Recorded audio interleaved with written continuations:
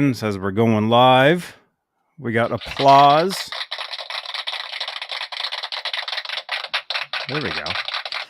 Hey, what's up, everybody? This is Johnny Beane, and it is August 12th, 2022, 8:24 p.m. Eastern, 5:24 Pacific out here in California. And Matt Blackett is my guest tonight. So here we go. You ready, Matt? I am ready. All right. Here it is, Johnny Beane TV.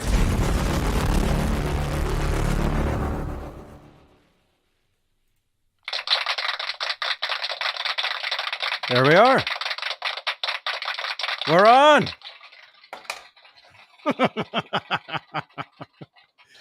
Oh my gosh. Matt, it's so great to see you again, man. Mr. Johnny Beane, it's good to see you. Last time I saw you was at the NAMM show, right? And yes, you didn't know it. I didn't know it, but I had COVID right then. So I'm so grateful that I did not give you COVID at that show. Oh, well, actually, I'd already had it. So I'm glad I didn't give it to you. It doesn't mean I couldn't have given it to you. Let's still be grateful for what we have to be grateful for here. Yes, everybody. Good to see you again. And here we are in perfect health. Yeah. We feel great. We're looking great. We sound great. That's very important. That's very important. We sound great. You guys, let me apologize. The reason, we're late because we were having audio issues. And that's my fault. I'm going to take this one on. There was a serious user error on my part. I don't know what the error was, but I was the user. It's my error, and I apologize. It's okay. It's all good. It's all good. We're here.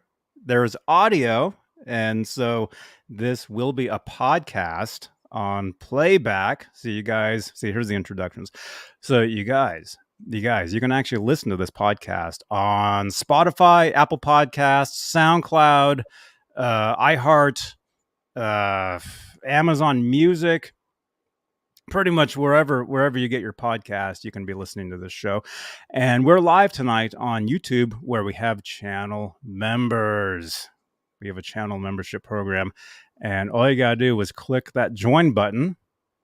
There's a little join button below, right below the 8 thumbs ups currently. Thank you so much, you guys. Smash that join button, become a channel member. And if you're a top tier executive producer, I will read your name at the beginning of every show, such as, if I can find it, there we go. Just like Stephen Franklin, Michael Smith, Music Therapy Laz, Majestic PB&J Cat, Mike Neese, False Flag, Sherman Callahan, Thomas Santiago, John Moronic, R. Habs, Michael B., David Allen Wright, and Warlag. That's the top tier of channel membership, known as the executive producers here on Johnny Beane TV here on YouTube. And again, if you'd like to become a channel member, click that join button. But let's say you're like, I'm not ready to be a member yet. I just got here, but I'd like to help support your channel. You can do that with super chats. And what you can do is smash that, I guess, the dollar super chat button below the what do you call it? Below the chat. And the cool thing about the super chat feature is it changes the color of these lights in the Guitar Noir. Look at that. Matt, you ever seen a Guitar Noir? I love the term. I believe it's a portmanteau. And so that's one of my favorite grammatical constructions. So I've never heard it before, but I'm going to use it from this day forward. Right on. Ours has magical lights that change with any super chats, or otherwise known as donations, towards the channel, because it's not free running this stuff. So any support is greatly appreciated, you guys.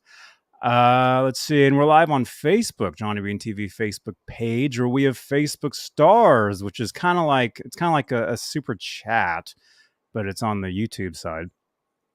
And we've been upping the production of these shows. We have all kinds of cool little like movies and it's graphics. Amazing the production values already.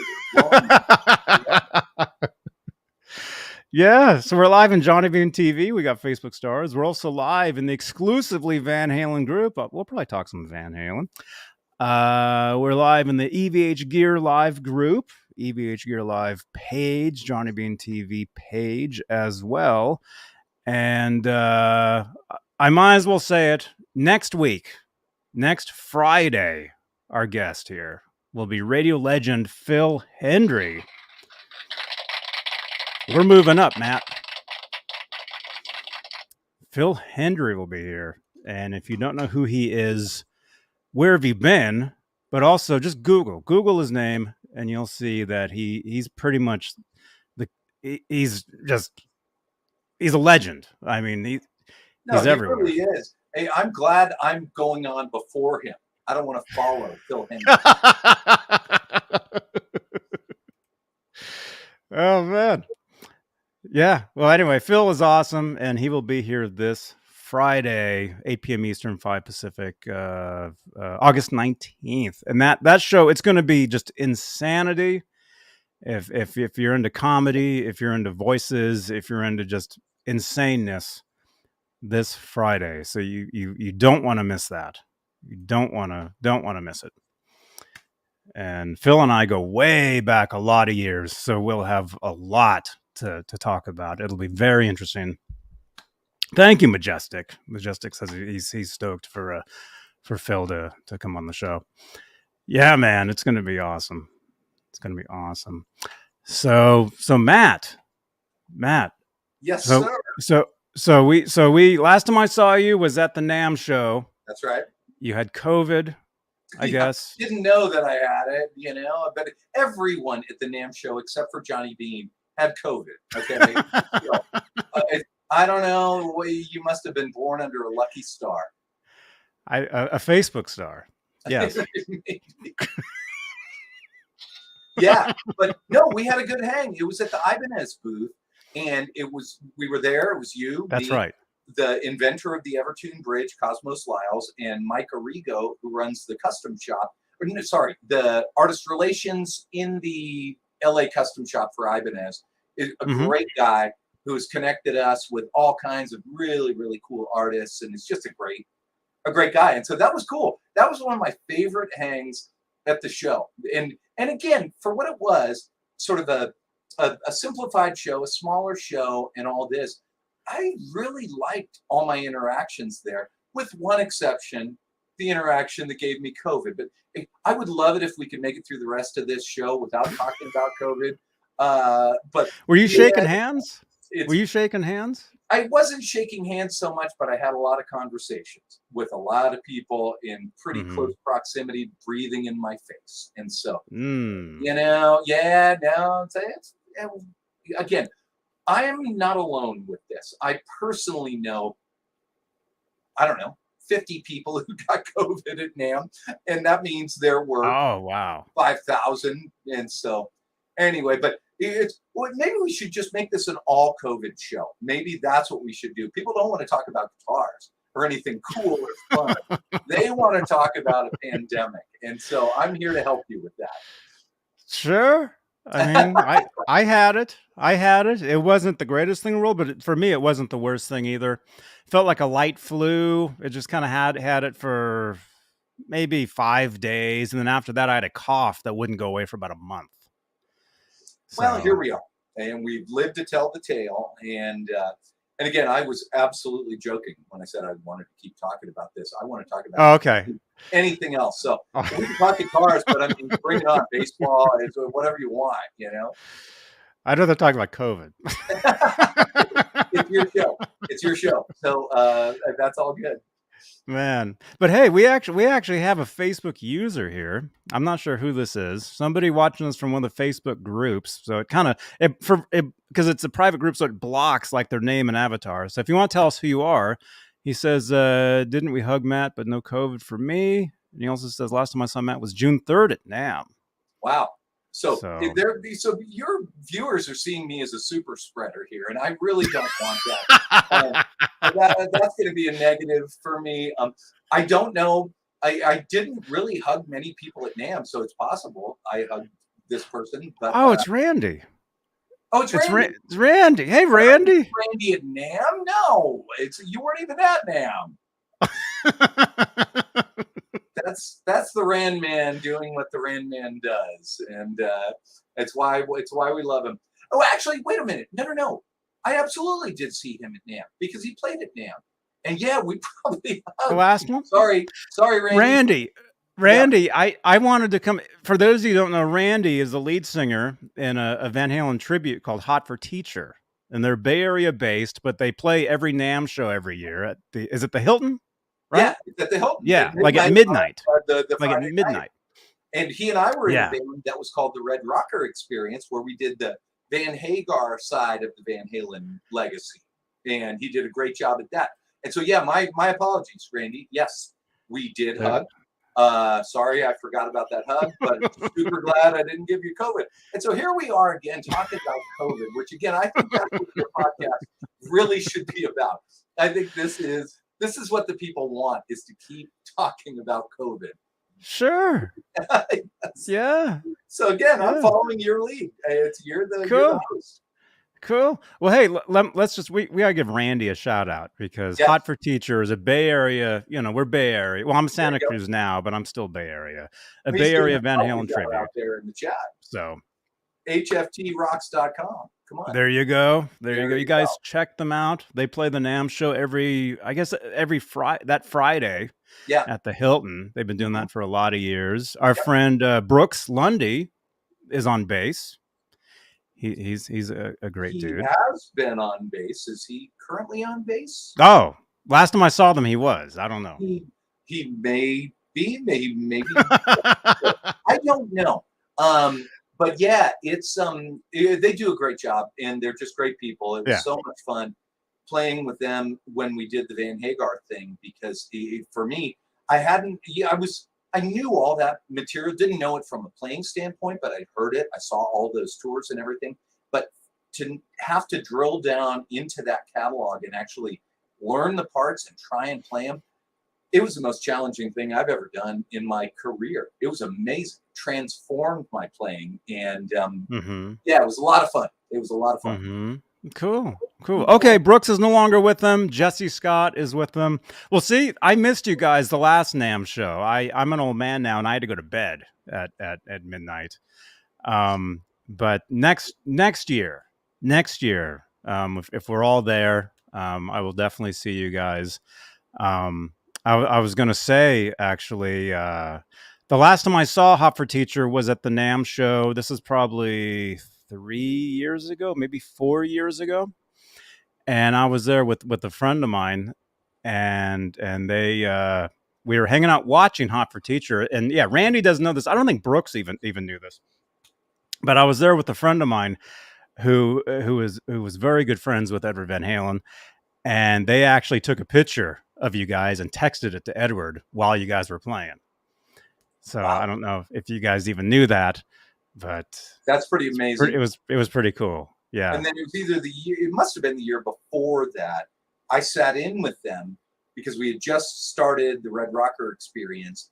And so they were going to get me up to play one tune. And I was absolutely petrified. And I'm standing there. I'm getting ready to go on stage. And I look, and next to me is Joel Hoekstra and Jeff Watson. And so Joel recognizes me, and he's going like, "Hey, what are you doing here?" And I said, "I'm about to play." And he goes, "Oh, I can't wait to hear you play." Okay, thank you. I was nervous enough before getting up there, right? And I'm going like, really? And so I went up. I did okay. It was fine. I didn't know if the crowd was going to dig a Van Halen tribute show playing a Van Hagar tune, which was "Finish What You Started," right? And I'm going like, some of this, it could be polarizing for people. And I played the lick, and everybody went nuts. And I'm going, all right, I guess we're okay then. I guess we're all friends here. Oh, that's awesome. Yeah, it was awesome. It was really thrilling. And to tell the story, like, I actually had to play this in front of like real rock stars, like legit rock stars. That is not easy to do. Yeah, man. But hey, Joe Hoekstra and Jeff Watson, man. Yeah. And interesting that those two would be hanging out, because I know kind of got Jeff's gig, right? I know. That's a really cool story with that. That they, and again, I can't speak to the inner workings of Night Ranger, but Jeff Watson was out, Joel Hoekstra was in, and he could do that whole 8-finger tapping thing and all this. Yeah. And but I guess he hadn't met Jeff Watson, and they did not know one another. And then Joe will not say no to a gig, so he plays with everyone, right? So he plays with Cher, and he does the Trans-Siberian Orchestra. So he was on a TSO tour, and I guess he got a message from Jeff Watson, because Jeff Watson's, I want to say it's his mom, but I might be wrong about that. But somebody close to Jeff Watson was a big TSO fan. And so Jeff reached out and said, hey, we've never met, but I understand you're playing my parts that I recorded with Night Ranger. Everybody tells me you're doing a great job. Here's what I'd like. Can you get my, whoever it is, right? My this person close to me into this show? Joel, being maybe the nicest guy in the music business, says, yes, this is awesome. Absolutely. Rolls out the red carpet for this family member of Jeff Watson. They become friends. And it's like one of the nicest kumbaya stories that you'll ever hear in the music business, where there's a lot of bitterness. And when you leave a band, there can be bitterness. There can be bitterness towards the person who took your gig in that band, right? Even though we've all seen it, and like, this is how the business works. It really warmed my heart. And just to see those guys there ordinarily would have been a really heartwarming thing. It happened to be a terrifying thing, because I had to get on stage in about a minute and a half after seeing this and playing in front of those guys. So there's that. But, it didn't kill me. And so I like to think it made me stronger. That's awesome. Yeah, well, that was a fun story. Real quick, I'll tell you my Jeff Watson story really quickly. Mine's kind of crazy. So I was a kid in Lincoln, Nebraska in 90 or 89? One of those years. And Jeff Watson was in town to do a Hamer guitar clinic. Yes. So it was 80. I think it was 1989. So I go to the it's a bar, and I go back to use the restroom. I come back and somebody taps me on the shoulder, and I look over and it's him. It's Jeff Watson. I'd walked past, he's like hiding in the back at this booth, and I walked past him, and he taps me on the shoulder because I was wearing a Hard Rock Cafe San Francisco t-shirt that my dad had brought back to me from traveling.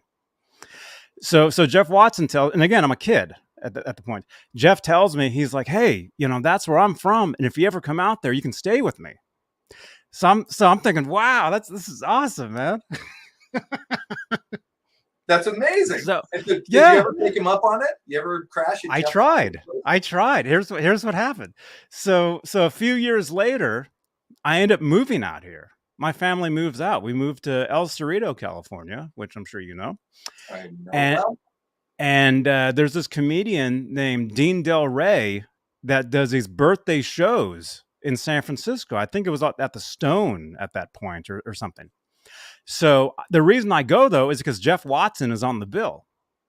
So I go, and I happen to run into him before the show. I'm like, hey, do you remember me? I'm here. And he wanted nothing to do with me.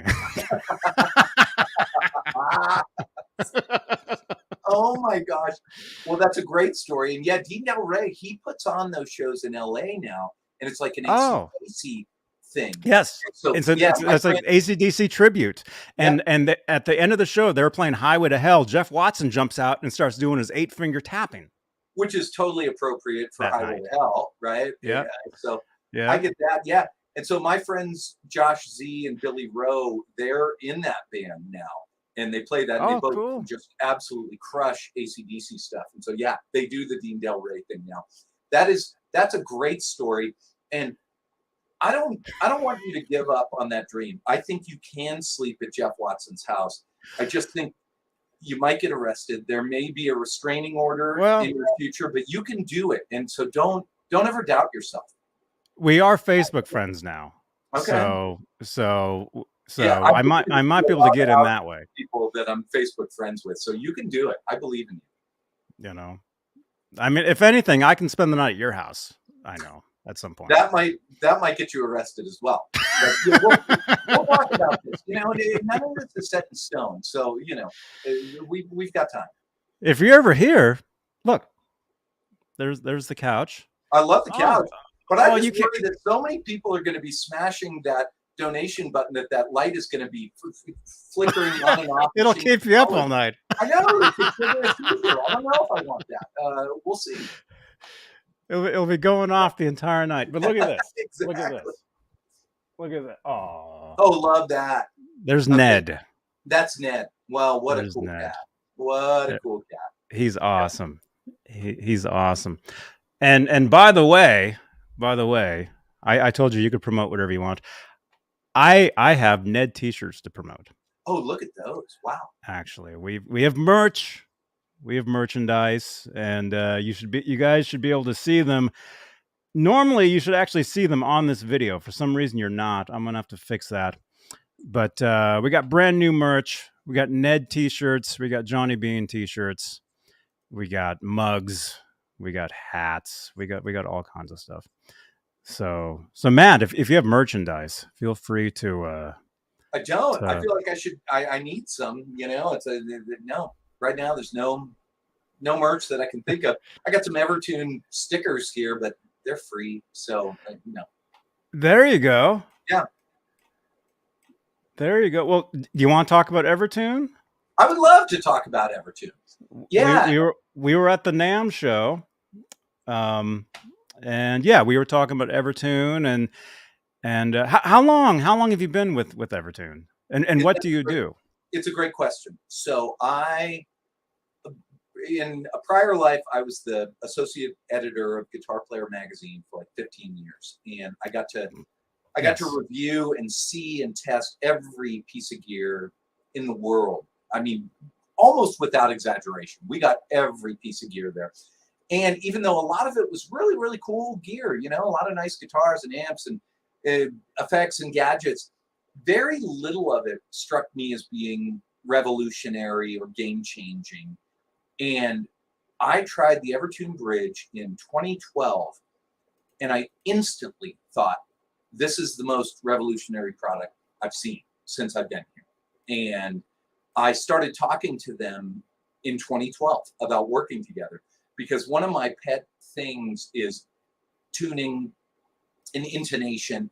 And even though I don't have perfect pitch, I'm very sensitive to relative pitch and things being out of tune and struggling with my own guitars, as we all do, right? Guitars are inherently a little bit difficult to get to play in tune, stay in tune, and intonate as you go up the neck, right? So I was an early adopter of the Buzz Featon system. I've tried the Irvana Nut.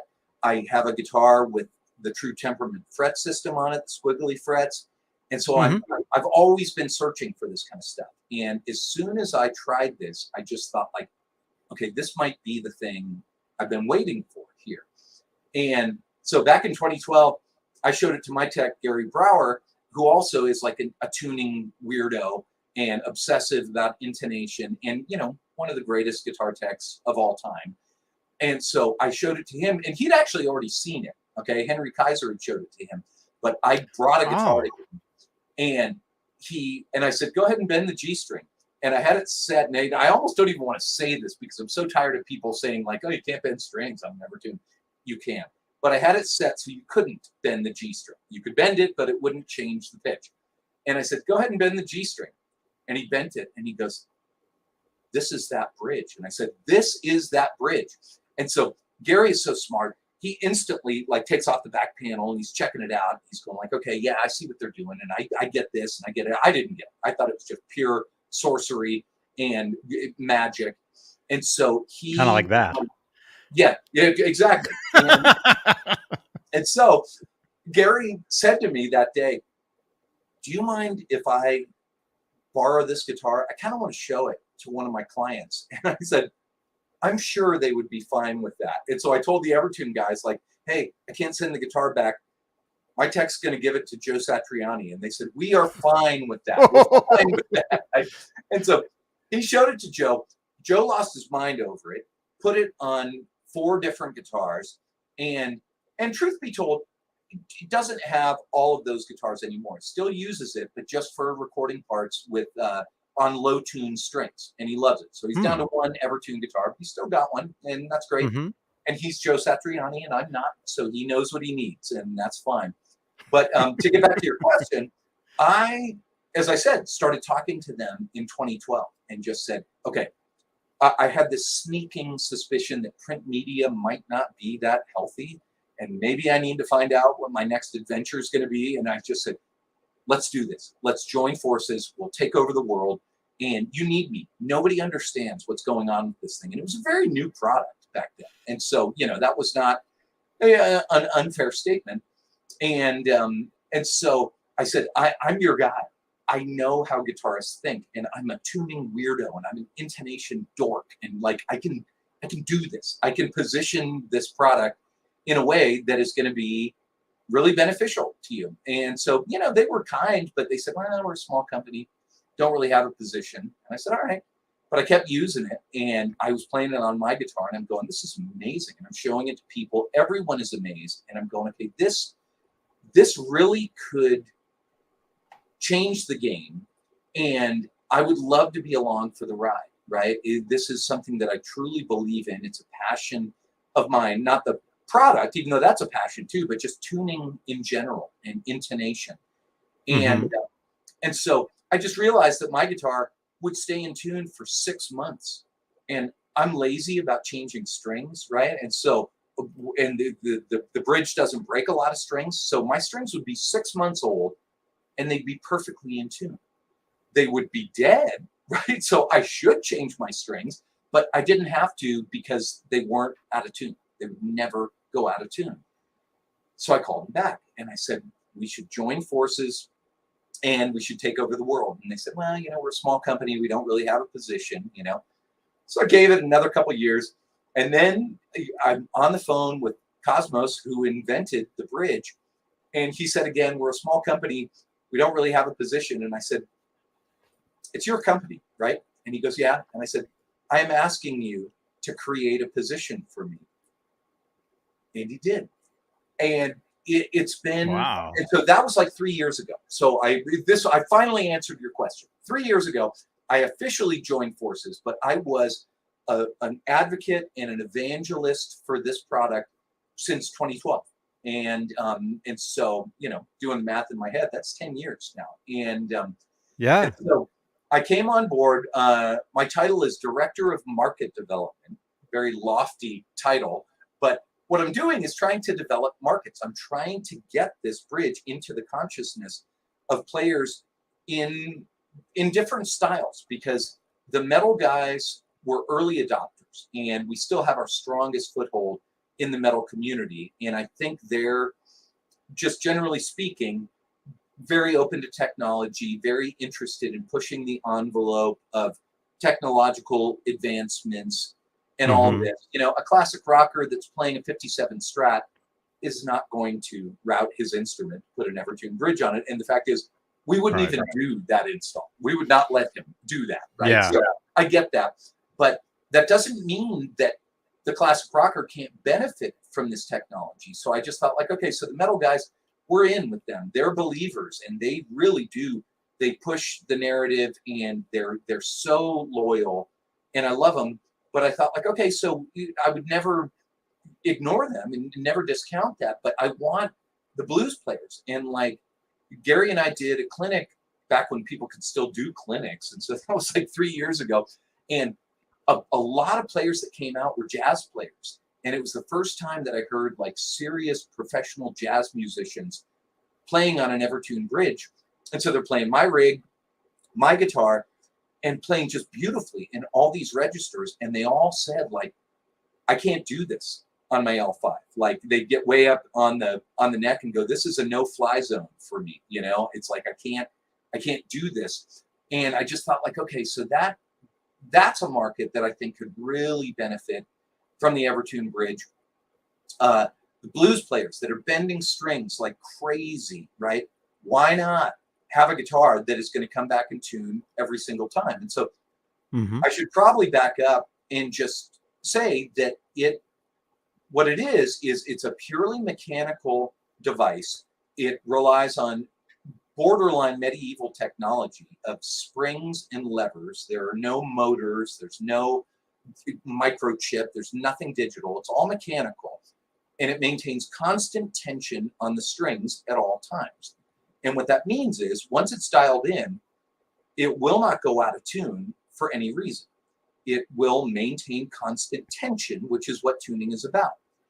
What it also means is it'll intonate flawlessly all the way up the neck, because the reason guitars can sound out of tune when you get into the upper register isn't because the frets are in the wrong place. It's because the string tension isn't right. This corrects for that in real time, but it's almost invisible. You know, there's a subtle change in the feel of the instrument. There's a subtle change in how bends might kick in, but it can be very, very subtle. But I would never tell pro players that they're not going to perceive a difference in the feel, because they are. But it's one that I can get over in no time at all. And to be candid, all of my guitars react differently. So I've got, you can't see it here, but I got a Jason Becker guitar up on the wall here with a floating trem. That bends differently than a Les Paul that you might see behind me, which is different than my Brian May guitar that's hanging on the wall there, which has a 24-inch scale and a floating trem. They're all different, right? And our job as guitarists is to bend until the note is in tune. And you can do that with EverTune. And so for me, it's the coolest job. It's the most creative work. I get to do actually a lot of stuff I used to do as a guitar player. I get to do writing. I interview artists. I get to do like product development, which I didn't do at the magazine, but I've done it for other companies, and it's work that I find really gratifying. And so yeah, it's incredibly exciting work for me. I love all the people on my team. You know, they're just super smart and creative people. And I really feel as if we're making the world a better place, one guitar at a time. And no kidding. So there you go. What was that? That's not an elevator speech. That would have been the longest elevator ride of your life, you know? So anyway, I'll try and stop babbling. But yeah, like you've had a chance. You played my Dean Cadillac that had an EverTune bridge on it, but have you had any more experience with the bridge? Like, what's your take on this? And what do you make of that spiel that I just spewed out here? Oh, well, I got to give you some applause. I thought it was awesome. I thought it was great. And no, the only guitar I've played is your Dean, and I'm trying to think. I remember when I first saw your Dean. That was at one of those jams that we did. That's right. At Soundwave Studios in Oakland. I don't know if the EverTune was on it then. It was, yeah. It was, okay. Well, then that's yeah. But nobody else had a tuner that night. Nobody else tuned up, and so I sounded like I was wrong. I wasn't. I want the record to reflect. I was the guy that was in it. It was everybody else. And look at that. There's the EverTune on a Telecaster, on a Strat. You know, that exact Tele, I think, is the one you see hanging behind me, because this is my company loaner guitar. So I think really it's the exact one. Yes. Wow. It might be. That's cool. Yeah, that's kind of cool. Yeah. No, that's good. That's good. Yeah, and it's just, again, you know, we're making inroads with things, even though the product has been around for 10 years. It's almost like people are just over the last few years sort of figuring out what it is, believing that it does what we say it does. And that's all I want people to know, is that it does what we say it does. Then they should try it for themselves. And if they don't like it, and some people don't like it, you know, it does change the resonance of the guitar. In my mind, not in a bad way, but some people are very particular about that. And that's fine. It changes the feel of the guitar. And so to my touch, it's almost like, it feels like you went up a string gauge. So 9s feel like 10s, 10s feel like 11s, and some people don't like that. And it's because of what the bridge is doing, right? It can't do its job unless it is doing certain things to the tension of the strings. But then more and more players are coming around to it. So, you know, like people who love the EverTune and sing its praises are like Steve Miller, Megadeth, Jay Graydon, great jazz guitarist, played the Peg solo with Steely Dan, will not record with anything but an EverTune guitar. Steve Stevens, so a lot of guys named Steve. We're doing really well with Steve. I want to branch out to other names, but the Steves are working for me right now. So temporarily, I may do that, but then a lot of the newer sort of metal and proggy bands like Periphery, Gojira, Trivium, Guthrie Govan has a bridge on a guitar, and even though what I find is players like Guthrie and Satriani and Steve Vai, they're so specific about what they do, and they've done their trip for so long, and they're so great at it that A, they don't need to change anything at all, right? But B, it may be a little bit trickier for them to get out of their comfort zone than players like you and me, who we have a lot of guitars, they're all different. It's like, oh, hey, I kind of enjoy how this is different. A player like Brian May, he doesn't want anything different, right? He's played the exact same guitar his entire career. That's it. And so literally the same guitar. Literally the same guitar. And so it didn't bum me out at all when Satriani told me that he had certain misgivings about EverTune. And Guthrie told me straight out, when he first got it, he didn't like it. Didn't like what it did to the feel of the guitar and the resonance of the guitar. Then I told him, like, man, just see if it works as like a tool for you. Let it play to its strengths. Don't try and make it do everything.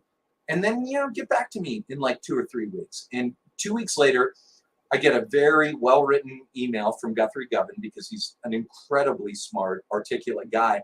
And he goes, okay, I have not played any guitar except for my EverTune guitar for the last 2 weeks. And he said, not because it's my favorite guitar, but because I've become addicted to my ability to get a keeper take on a demo at midnight. And so he just thought it was brilliant for that. He's not going to gig with it. He's not going to cut solos with it. And that's fine, right? That's totally fine. But he saw it as this valuable tool that can do things that none of his other guitars can do. And he particularly loved the fact that he didn't have to tune up between takes. Do not have to retune. Just keep going, keep going. You want to layer tunes. I don't think that guy blows that many takes, but if you blow a take, just go again, and it's all fine.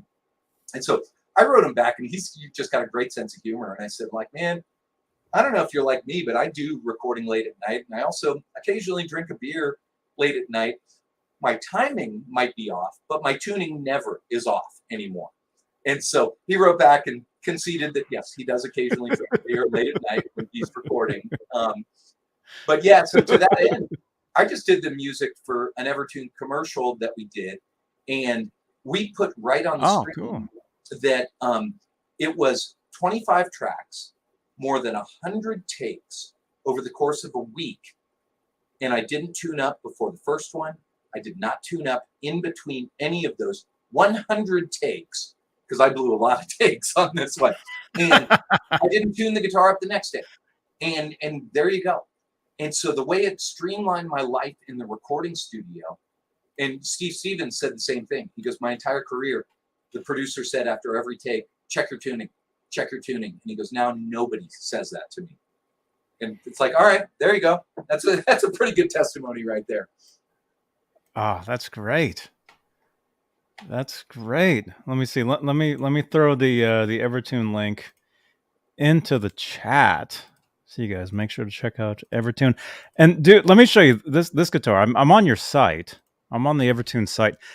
I'm interested in this guitar here, man. This one looks pretty good to me, man. Oh yeah. What's the story with that one? Well, I don't know the specific story of that one. This appears to be an install we did for a customer, I guess. But the one I thought you were going to be calling up is we have a Bumblebee guitar with an EverTune. Oh. And we did some Facebook post about it, and I said, I know it seems weird to see a Van Halen guitar without a trem on it, but remember, half of Van Halen 1 was recorded on a guitar with no trem.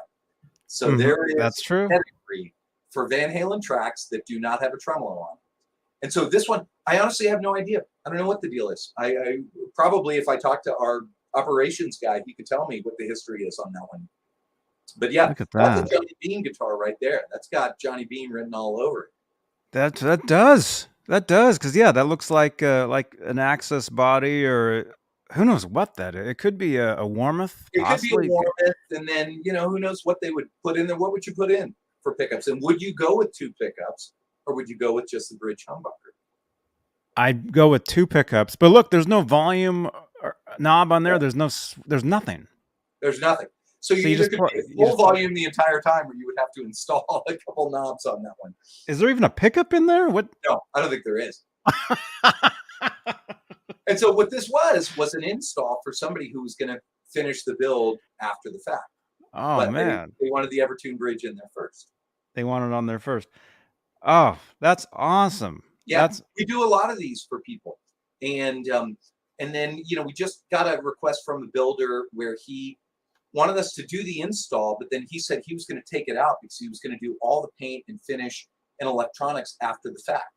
And we said, okay, you do you. There's no problem with that. And but then a lot of people just send us their guitars and they want us to install the bridge. We will.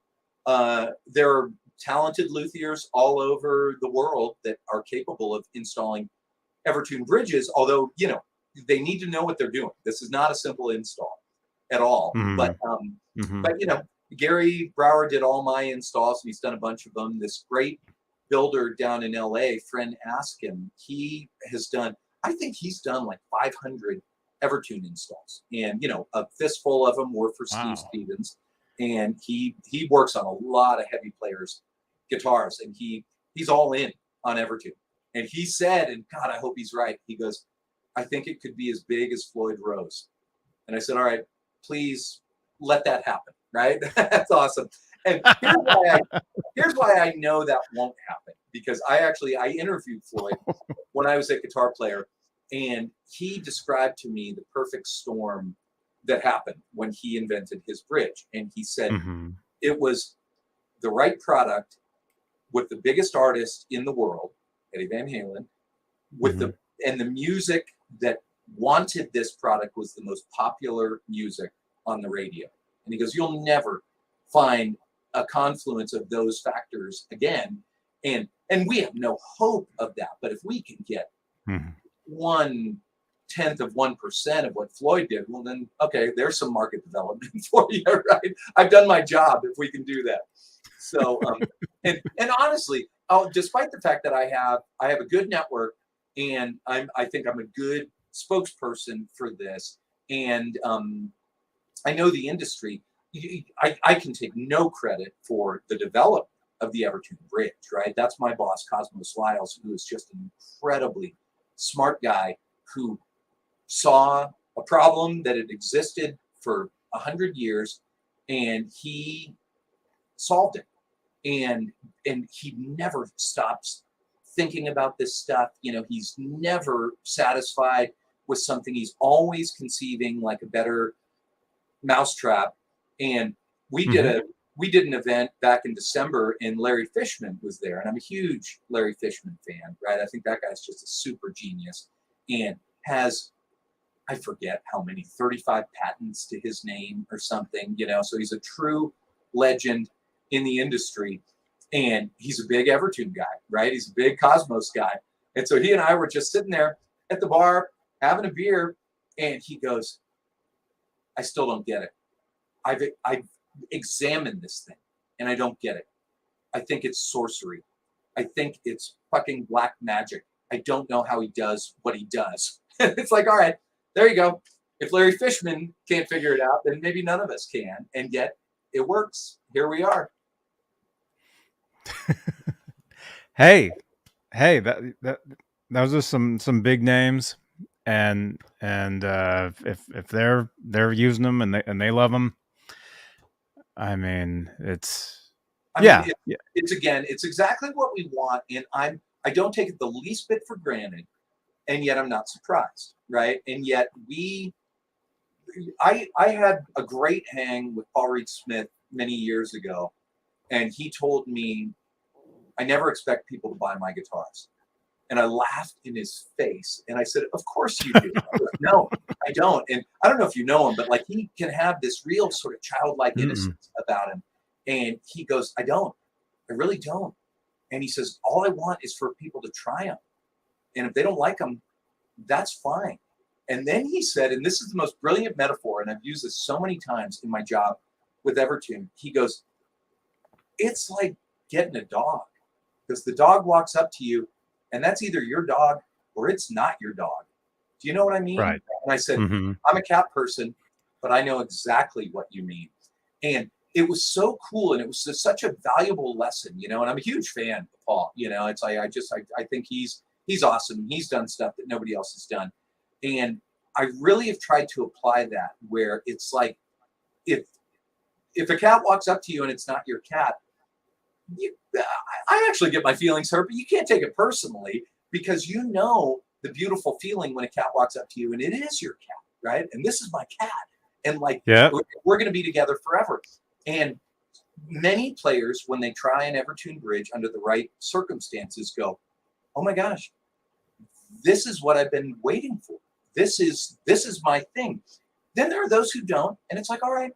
And you know, I may have a slight twinge of disappointment or something, but basically all I do is go, all right, tell me why. I want to know why.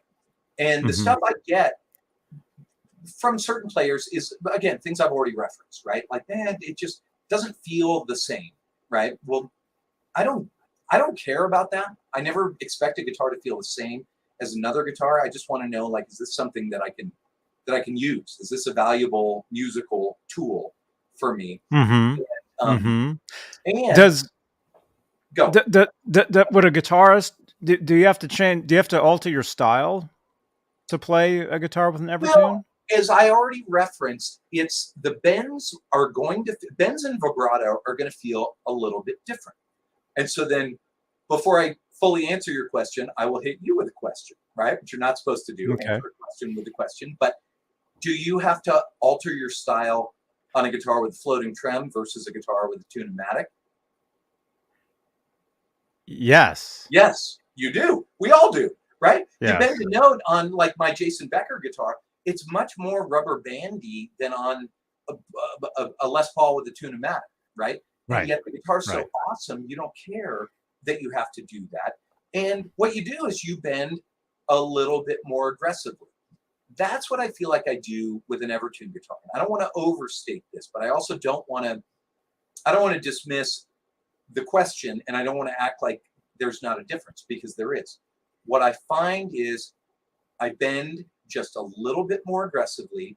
I apply vibrato a little bit more aggressively.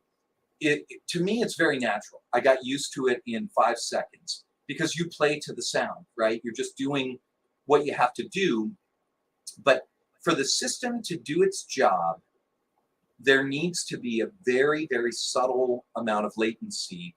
And that's a wrong term, because there's no digital stuff, but there's a slight lag between when you do the bend and when the bend kicks in. It can be so subtle that it's almost imperceptible, but I'm still going to say to all the pro players out there, almost imperceptible.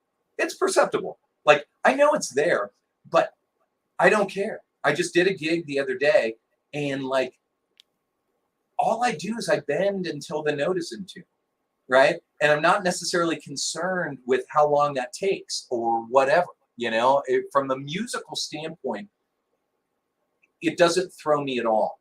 What might throw people is from a purely analytical standpoint, which some people can never get beyond, you know? But I don't think that's music. And so for me, it's like, all right, you know, we all have to, you know, you remember when Floyd came out and there were so many players who said, oh, I would never use that. I would never use that. Okay, then don't use it. That's fine. You know what? A lot of people did use the Floyd, and they did a lot of really, really cool stuff with it. And so that's my answer is, you know, does the EverTune bridge change the feel of the guitar? Yeah, like a lot of cool products do, right? A Bigsby. Right. You know, the Floyd is the easiest one to say, but, you know, Bigsby's are in many ways a pain in the ass, and you play the right guitar with a Bigsby on it, and you're going like, okay, this might be the vibiest guitar I've ever played. You know, this is cool. Yeah. And so And I mean, yeah, let's say going from a Floyd to a Bigsby, because that's I'm kind of known as like a Floyd dude, but Right? also I play hardtail. I play I play Yes, everything, we do. and I love, let's say, Gretsch, anything like that. And if it had a Sure. Bigsby, I would have a lighter touch on the trem. Yeah, You're not going as crazy with it, because that's right. first of all, you can't. You You can't. It's Yep. not the And same. It's well, just again, different. you're allowing the instrument to play to its strengths. No one instrument can do everything, right? So my humbucker Right. guitars can't do what that Telly can do, and Mm-hmm. vice versa. And I kind Mm-hmm. of love that. I love this, and the idea that they have their strengths. I do like the idea of a Swiss Army knife guitar, and so my next EverTune guitar is going to have a truckload of pickups, a bunch of different switching options on it. It'll have an EverTune bridge. I'm going to string it with eights that are going to feel like nines, and it's going to be the most amazing guitar in the world. And I bet you $5 I never do a recording session on any guitar other than that one if I can truly realize it, right?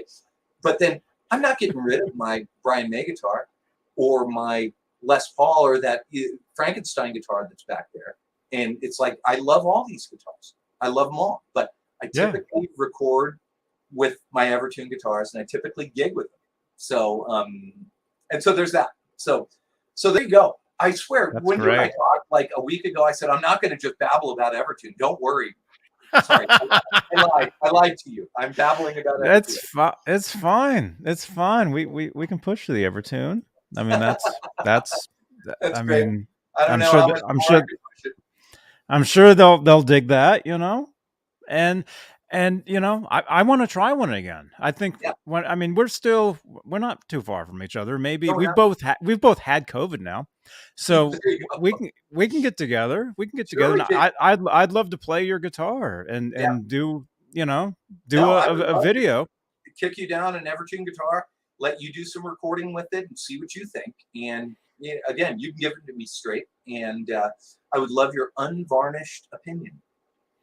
That'd be great. Yes. That'd be awesome. That'd be awesome, man. Yeah. Yeah. So let's see. What do you? Okay. First of all, let's say it's been almost an hour. Let's say hello to some people in the chat here. Yes, please. We got Tim Thomas. There's We got Thomas. Symmetry. We got Megatod 707. We got William DeSalva.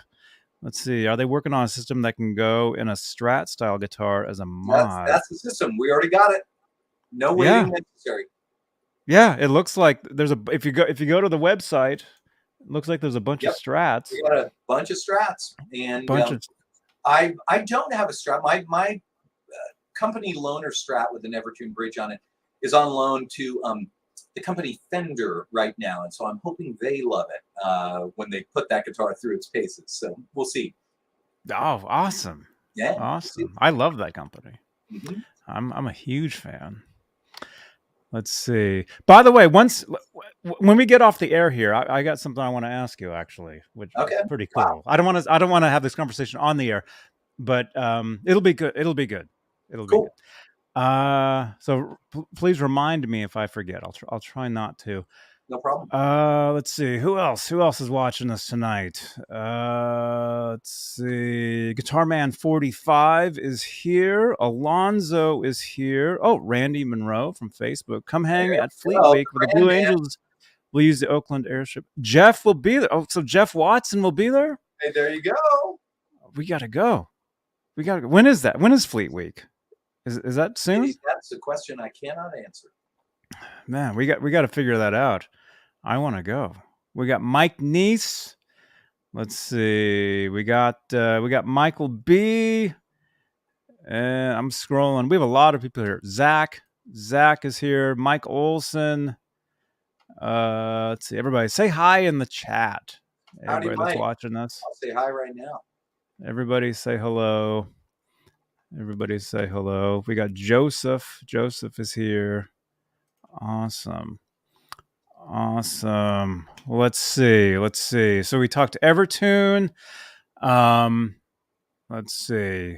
Well, let's just you were here before. You were here I think it was last year, maybe, Yeah, or earlier in the year, it or was last something. year.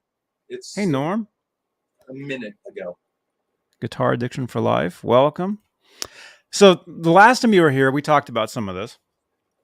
But for those of you who don't know, Matt Black, let me explain how we actually met. Okay. And I don't know if you remember this. I remember, though. I was showing up. We have mutual friends that ran a guitar. It wasn't a guitar thing. It was a jam in Oakland, California, at Soundwave Studios.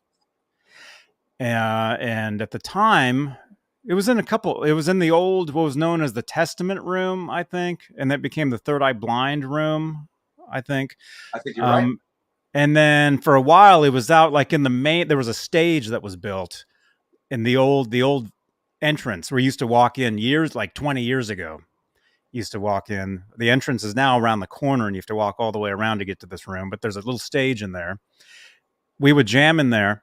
But when we first started doing those jams, we have another friend named Matt, and he had a Frankenstein guitar that somebody built, and he was showing. I walk in, and he's showing it to you. And this is when we first met. You and I met. I had already known Matt. Carmela is his name. I already knew him. So I walk in, I see him talking to you, and I walk over to you guys, and I'm like, you're Matt Blackett. Like, I knew you from Guitar Player Magazine. So I do remember that, and that was a great night, and that was just a great series of jams. It didn't yeah. last as long as I would have liked, and but there were some epic moments there, and yeah, and so Matt Caramella, he's a friend, and Dave Lopez is the guy who actually was driving most of that stuff. Yep. And Big Al at Soundwave, I love him. He's a great musician, and so it was cool. There was a lot of talent that would show up there, and Yeah. there were some fun times. I'm trying to think, like, I played a Jeff Beck tune there one time. Orion Salazar was there, and he asked me to work up, what's the Rush tune off Signals, Analog Kid. And so we played that. I played Oh, wow. Van Halen there with Amir Zitro, who's just a great bass player. And yeah, there was good stuff. And then I remember we were doing a Montrose benefit there. Ronnie Montrose had just passed away, and so we played some Montrose tunes and we killed them, just crushed them. And then Wow. Davy Jones from the Monkees had died around that same time, and I said, "Hey, I know we're here to celebrate Ronnie. I'd like to do a Davy Jones tribute. Can you guys do Daydream Believer? Key of G?" And they all said, "Yeah." They all lied to me. None of them could do Daydream Believer. So I'm playing it. I'm trying to sing it. It's like, okay, no, this is not a fitting tribute to Davy Jones. God rest his soul. Yeah, so that was funny. Oh, I wonder if I was there for that, man. I was there for a lot of that stuff. That was before. We're going back 10 years. Yeah, it's 10 years. I think you're right. 10 years ish. Yeah. That was before I lived down here. I was living in I think Walnut Creek at the time. So I would make the drive over there. You just drive through the Caldecott, and then you're right there. It's very easy. They only had 3 bores on the Caldecott in those days, I think. Yeah. Oh, yeah. Now it's like you're driving in there. It's like a spaceship or something. It is. Fans. Right. I love that 4th floor. All this cool stuff. Yeah, that is indeed how we met, though. And then our paths kept crossing because I'd see you at Jason Becker's birthday party, and that's the first first long conversation I think we had, because we were standing there in the kitchen, and I posed the question like, "All right, so how do you rank the Van Halen records?" And I think we were just keeping it to the Dave records so that we could all talk about this, and it was very interesting. So no fights broke out. No fights. It was a spirited discussion. We were in the kitchen.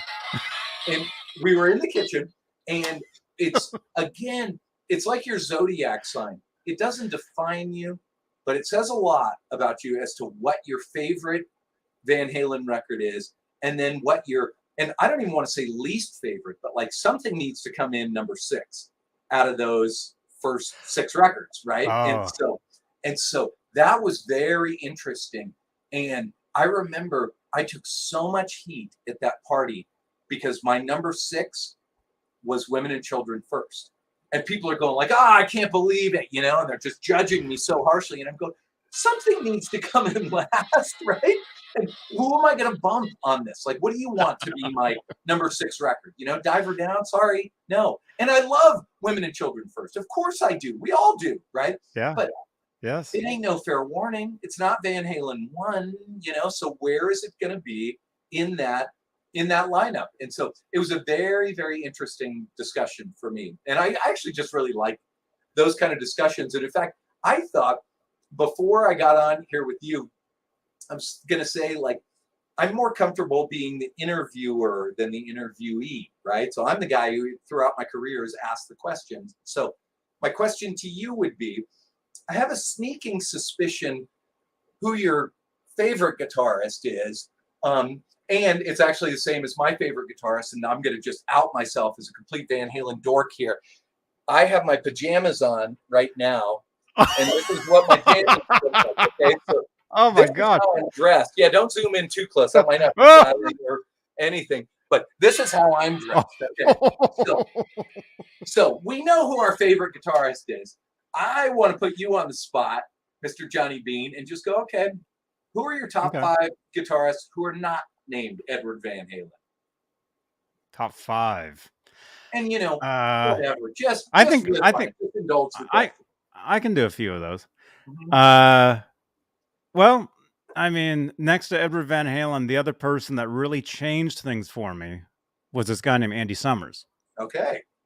From a band called The Police. And it's funny how you mentioned Henry Kaiser earlier, because when I went to see Andy, he played Kimball's, what was it called? It wasn't Kimball's East, Kimball's West in Emeryville. What was that place called? Kimball's East. Was it called East? Yeah, because we're East here. This is the East Bay. Oh, so the original one is in San Francisco then? Maybe. But we called it Kimball's East for sure. So Kimball's East. Okay. Yeah. I went and saw Andy Summers play at Kimball's East like 3 days in a row. And I got to talk to him, and it was just amazing. So Johnny Beane, I love this. But one of those shows I was at, I was sitting in the front row, and 2 seats from me was Henry Kaiser. Okay. Watching Andy play, and I think Andy said, he mentioned he's in the audience, and he like waved. Yeah. You know, to everybody. And Henry Kaiser, the guy who showed the EverTune bridge, Gary Brower. Yes. Love you. Yes. And he's a great musician and just a really fascinating guy in his own right, too. Mm-hmm. All right. So Andy Summers, great pick. Okay. So go on. Andy Summers changed things for me. Another guy named Andy Taylor. Okay. If you remember Andy Taylor, Duran, he was known as, but also the Power Station. Yes, I'm a fan. And he played on those Belinda Carlisle hits too that I actually really enjoyed. Yes. Yeah, he might have produced them too, possibly. Okay. He did a lot of that stuff. And by the way, happy birthday to his daughter Georgie. Her birthday was yesterday. Wow, actually. So this is deep knowledge then. We're Facebook friends. I didn't know where this question was going to go. I love it. Let's see. So we got Andy Summers, Andy Taylor. Let's see, another guy. Oh, again, see, a lot of these people, they really changed things for me. Tom Morello. Oh, boy. Tom Morello, Rage Against the Machine. Huge fan. Again, just change. Nobody like him. This it's very revealing because, believe it or not, even though we've known each other a long time, I don't think we've ever had this discussion, and I get it. Like I'm starting to triangulate like your guitar vision here, and it's awesome. This is great. All right, keep going. I don't want to cut you off. Who else? I would look through my CD collection, but I don't even listen to CDs anymore.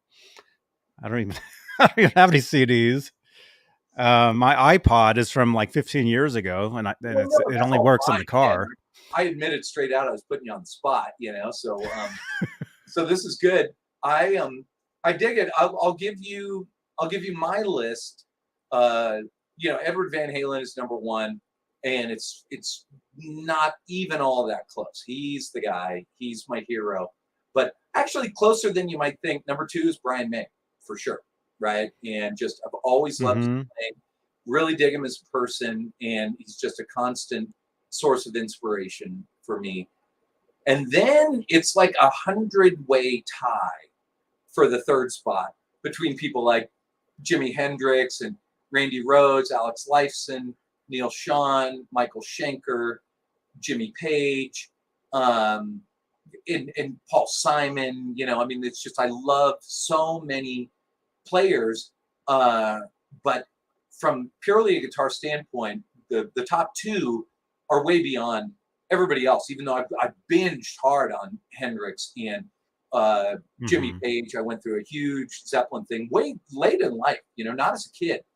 When I was a kid, I loved Led Zeppelin, and I knew how to play a lot of Led Zeppelin songs, but I got so sick of people telling me that Jimmy Page was better than the guys I like, which would be like Eddie Van Halen and Michael Schenker and all this. And I'm just going like, nah. And so there was a backlash from that, you know, and now as an old man, I really try hard not to tell younger players that the guys I like are better than the guys they like, you know, because it never works, right? Kids don't like that. But I grew to love Jimmy Page's songwriting and production and guitar playing, you know, just amazing riffs, amazing parts. Stevie Ray Vaughan, I went through a big Stevie Ray phase. Jeff Beck, I should mention, you know, that again, always loved him, but I saw him on my birthday, April 18th, 1999. And within the first 5 seconds, I looked to my brother who was sitting there with me, and I said, "This is the best guitar playing I've ever heard in my life." And he goes, "This is the best guitar playing I've ever heard in my life." That was 5 seconds into the show. Okay. And every single time I've seen Jeff Beck has been exactly like that. So from a live standpoint, yeah, the Fair Warning tour and Van Halen 2 tour and a bunch of Van Halen tours, those are still my favorite guitar shows. But Jeff Beck has done things I've just never believed a human being could do. You know, it's amazing. And strangely, I don't spin the records. I don't listen to the records so much. I like them. I hear a Jeff Beck tune crop up on my phone. I always listen to it. It's all good. It's not 1/1,000,000 of what happens when you see the guy live. And so I really do love him. And like, as an adult, he's the guy that's made the biggest impression on me. All these other guys are kind of from my youth a little bit. You know, Van Halen I saw when I was 14 years old or something for the first time, and I was hooked. And Brian May I didn't see back then, but I absolutely obsessed over Queen records and his guitar parts, and I have ever since then. But you get to be a certain age, you get kind of jaded. You kind of think like, I know what's good and what's not good, and I know everything there is to know in the world. And then I went to see Jeff Beck in 1999. Like, I don't know anything. I don't know, where have I been? You know, I've had my head up my ass. And so it's very liberating for me to realize that. And it's funny you mentioned Andy Summers, because I always liked him. I always knew he was great. And I like Police tunes and everything. But when the Police hit, I was very tribalistic about everything, right? And if it wasn't exactly what I loved, I had to hate it, right? And so it wasn't heavy rock, and so it must suck, and I need to hate it. And so I didn't actively hate it, but I kind of passively hated all that stuff. Well, my wife is a huge Police fan. She's been into them since the first record, and saw them back in the day. Wow. And all this kind of stuff. So then when the Police got back together and they played, I guess it was the Grammys, we're watching it there. And within the first 5 seconds, I realized this is the difference between a real band and all those other bands, right? This is a real band, and this is amazing. And I don't think it was necessarily one of their better performances or whatever, but I was absolutely transfixed by it. And so they went on tour. And so, of course, we're going to go, right? And so she said to me, "Do you want to listen to some Police tunes just to sort of get ready for the show?" And I said, "Yeah, but here's what I want you to do. I don't want you to play me anything that got played on the radio. Don't play any of the hits. I know the hits. You play me the B-sides and the deep tracks and all this." And so even some of the deep tracks were still kind of hits, probably. I just didn't know them nearly as well as I knew Roxanne. And they have several hits. Yeah. Well, they had many, many hits. The tunes that really floored me, and this was a transformational night. we're listening to all these songs, and it would be like Walking in Your Footsteps. And Walking on the Moon was a big tune, but I hadn't heard it in years. And so I'm listening to that. But then I'm listening to a lot of other tunes that basically didn't get played on the radio. And once again, it was the difference between a real band and every other band in the world. This was a real band. And like, I sort of had thought like they were overproduced or something, right? Too slick. No, they weren't overproduced at all. A lot of these tracks are very raw.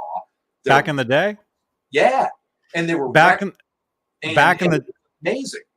Back in the day, their albums, they got more slick as they went on. I mean, like Synchronicity is like super slick.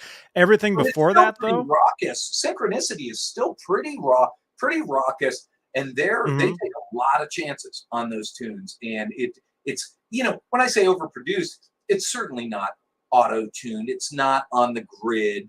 It's not on any grid at all. Like Stewart didn't play to a grid, and right. And it was amazing. But you're right.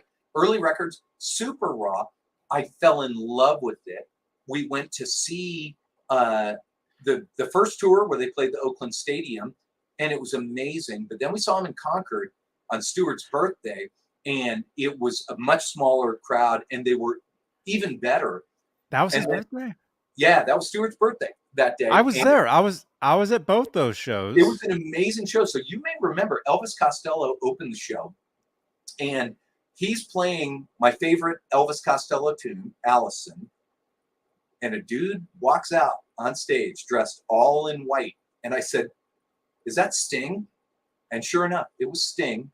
He just stood in the back and he sang the harmonies, and then he walked off. They didn't introduce him. He didn't do any fanfare. And I'm going, okay, so he might be the coolest guy of all time. That was mind-boggling. And then months later, we did a guitar player event, one of those guitar superstar competitions. And I was supposed to host the dinner for all the judges, right? And so it's an amazing thing. It's like this sort of like a high school, college dream come true. It's a dinner, and seated at the table with me, I'm the only guitar player guy there, is Elliot Easton, Steve Vai, Joe Satriani, George Lynch, Nuno Betancourt may have been there, and then hang on, I've got to. I usually anytime his name gets mentioned, I show this picture. Oh yeah, there you go. And so what a great shot. And so Summers was there, right? And so I was telling my wife, like, I hope I get to sit next to Andy. I hope I get to sit next to Andy. It was in San Francisco. And I got stuck in traffic, so I showed up late, like an incredible faux pas, right? I get there. No. Everyone is seated at the table. The only open seat is next to Andy Summers. And so I sit down, I make my apologies. Sorry. And I knew most of the guys from before. I had at least met them. Never met Andy before. You've met him, and so he's the nicest guy. He was so cool. And I told him about those shows, and he confirmed that it was Stewart's birthday there. And I asked him, like, why didn't you play the Telly more? Why do you play the Strat? And like all these crazy questions I just never thought I'd be able to ask him. And it was so cool. And then a funny story from that one is Elliot Easton was there on the other side of me, and the topic turns to Eddie Van Halen. And he said, "I would rather listen to James Burton tune his guitar than listen to Eddie Van Halen play." And I said, "Okay, take that back right now." He goes, "No, I'm not going to take it back. I would rather listen to James Burton tune his guitar than hear Eddie Van Halen play." And I said, "I can't believe you're saying that." And Andy said, "I can't believe it either." And so I said, "Okay."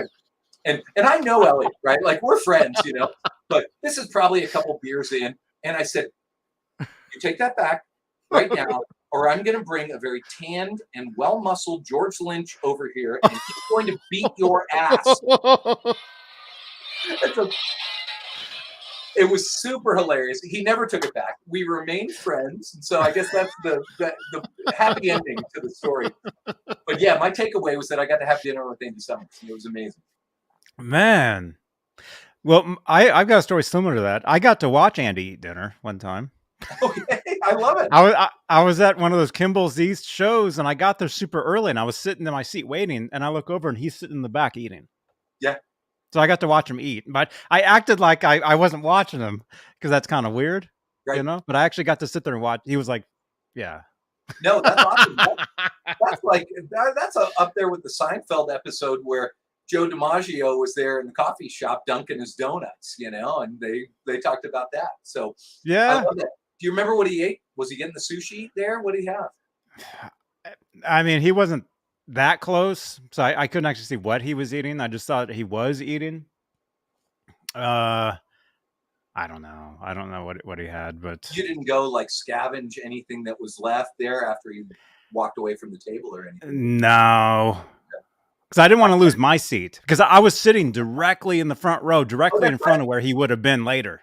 Yes. So you got to be there. So That's right. so I didn't want to lose my seat. I That's didn't good. That's want to awesome. learn I that. love it. I didn't want to lose that. But dude, let's talk a little bit. Let's talk more police really quickly, man, because Okay. this is awesome. I was at those same shows, Oakland Coliseum, or Stadium, right? Yeah, They call it the Coliseum, though, right? But it's a well, stadium. yeah, it's where the A's play, where the Raiders used to play. The police drew a little bit better than what the Oakland Athletics are drawing these days. It was pretty big. It was It was it probably was like 80,000 people or something. I mean, it was a pretty they big filled show. the field too. Yeah, I yeah, the wasn't on the Oakland field. show. I was up in the nosebleeds there. I forget where I was, but at the show in Concord, the Concord show was after, right? Yes, Did it you go? was. You went to both? The I went both. Yeah, Concord it one was was like later. it was a year later. It was like the next year. So I'm friends with Andy's like right hand man, like the guy that does all his teching, the guy that runs the studio, everything. So I mentioned to him, I'm like, well, I'm going to be at this show, and he's like, well, tell me tell me where you're sitting. So what happens is, his name is Dennis. So he comes and he finds me before the show, and he brings me like a handful of guitar picks. Whoa! He brings me some drumsticks that are Oh my used, gosh! which actually I have. I'll show you. I've got Okay, I'd love to see them. here. Right here. Okay.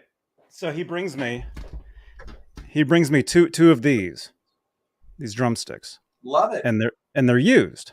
Totally, like you can Yeah. see that, right?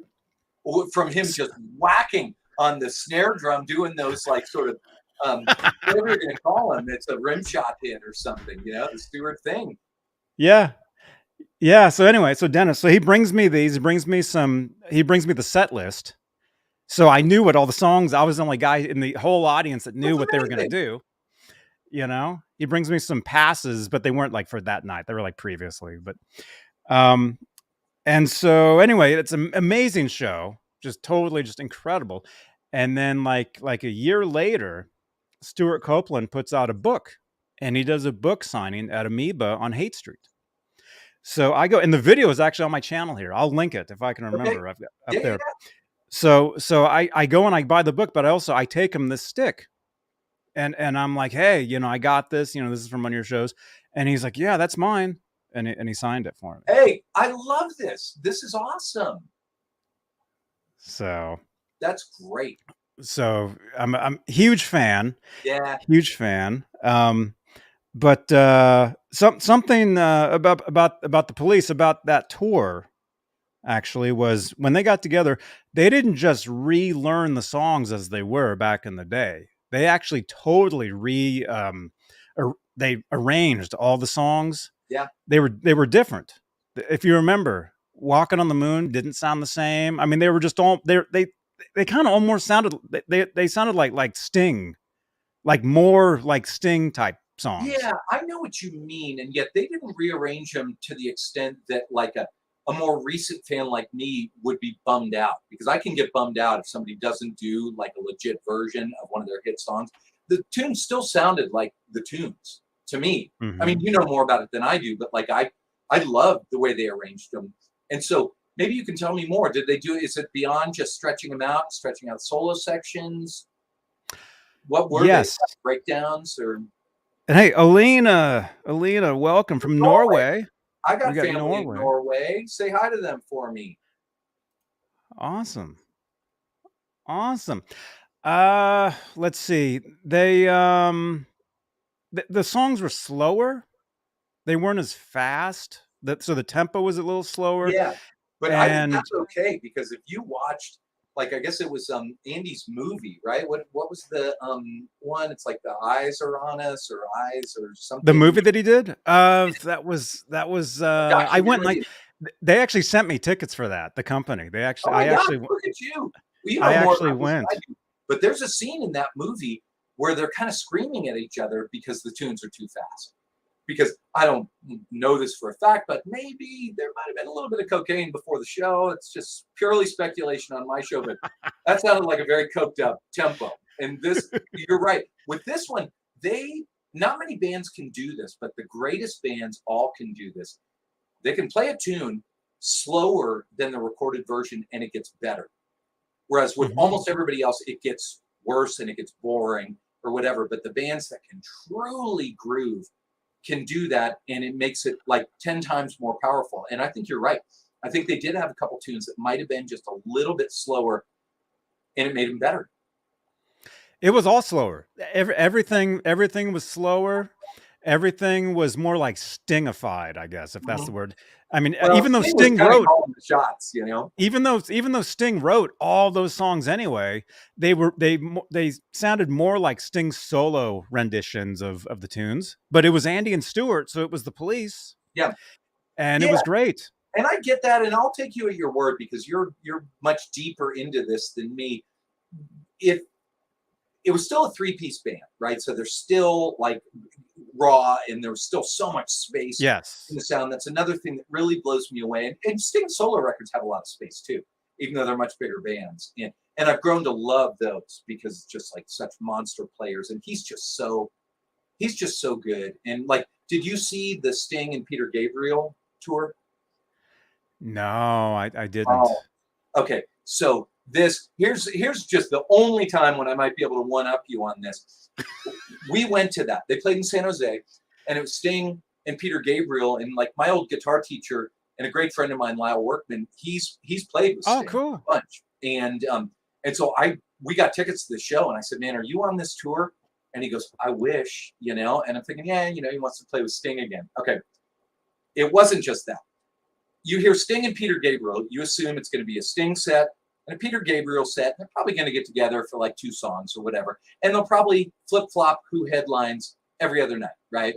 And and so I just thought like, okay, it's going to be awesome. I love them all, and this is going to be great. That's not what it was. Both bands were on stage the entire night. Okay, meaning you've got Vinnie Colaiuta on drums for Sting. You got whoever Peter Gabriel's monster drummer is, and I should know this. You got Sting on bass. You got Tony Levin on bass. You got Dominic Miller on guitar for Sting, and you got whichever monster was on guitar for Peter Gabriel. And I'm embarrassed I don't remember, but you know, we all know who these people are. Then, when it's a Peter Gabriel tune, you got Sting on background vocals. When it's a Sting or a Police song, you got Peter Gabriel on background vocals for the whole freaking night. So Then they all played the they all entire played. time They all together? played the entire time. And it was mind-boggling. It was not at all busy or cluttered or whatever. It was the greatest thing you've ever heard. And this Then was at the Shark Tank? this is the Shark Tank. And I then missed it. Dang it. they each took a vocal from the other guy's catalog.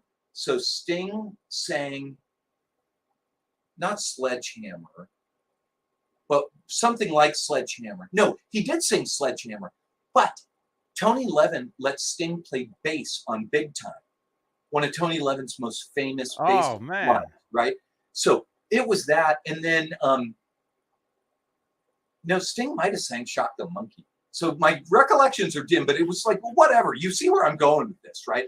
It was amazing, and there was so much respect for everyone on stage. And I know I'm bumming you out that you missed the show, but it was an Ah, unbelievable occurrence. I've never seen anything like it, and it was the coolest thing ever. And if I could have seen him 10 more times, I would have. I swear, I would have followed him around like the freaking Grateful Dead. man. Yeah, I sh Man, I should have gone to that. I saw Peter Gabriel back in '92. They did the WOMAD festival at Golden Yeah. Gate Park, so Hmm. I was there for that. Yep.